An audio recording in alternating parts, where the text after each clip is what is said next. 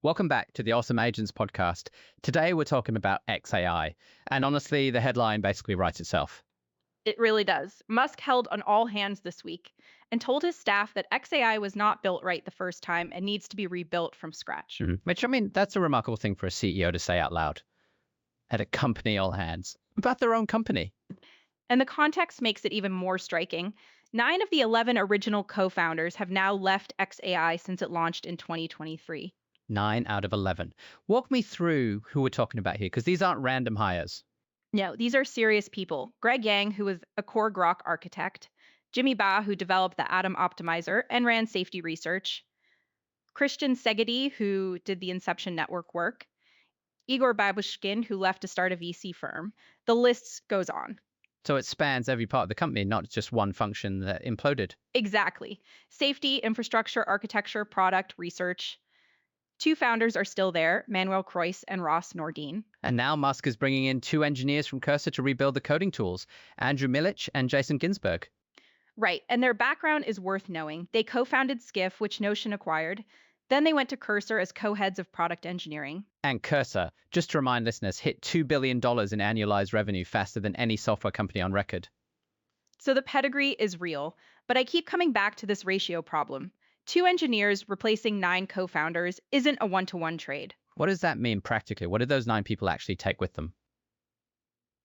Institutional knowledge mostly, how the model architecture decisions were made, why certain infrastructure choices happened, the reasoning behind the safety systems. That kind of thing doesn't live in a code base. It lives in people's heads, and when they leave, it leaves with them.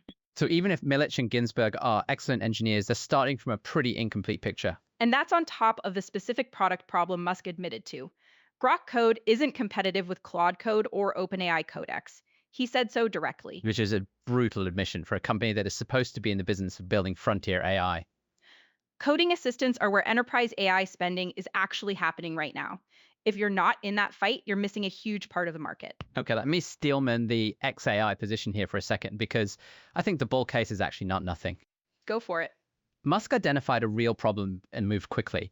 He brought in people with a recent, verifiable track record, and the SpaceX merger gives xAI infrastructure it couldn't build alone. That's all true, and the Tesla AI 4-chip partnership is a real advantage for inference costs that competitors can't easily copy. So it's not like the company is in free fall with no path forward. Right. But there's a timing problem that I don't think the bull case fully accounts for. The IPO. The SpaceX IPO is targeting a $50 billion raise at up to $1.5 trillion in valuation. That requires presenting xAI as a credible AI company.